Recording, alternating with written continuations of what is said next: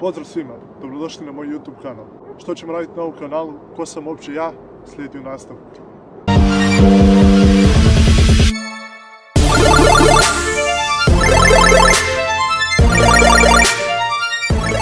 Ajmo krenuti od početka, tko sam zapravo ja?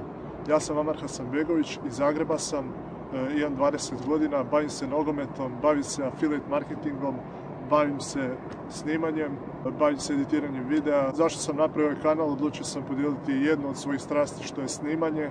U ovom slučaju konkretnije vlogging. Zašto baš vlogging, pitate se? Jednostavno gledao sam sve youtubere s ovih prostora i vidim da to znači doslovno drže kameru iznad sebe i samo snimaju svoju glavu, pričaju i to ljudi gledaju. Znači meni to osobno nije zanimljivo, nikad to nisam gledao, niti ću ikad gledat.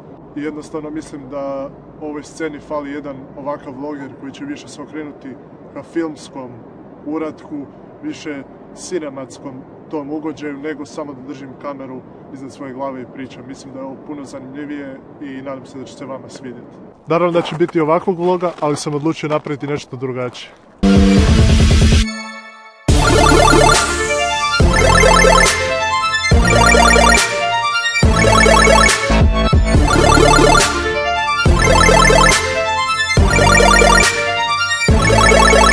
Prvi video koji sam odlučio napraviti, nisam znao kako da uopće počnem ovaj kanal, tako da sam došao ovdje ovako na jedno lijepo mjesto.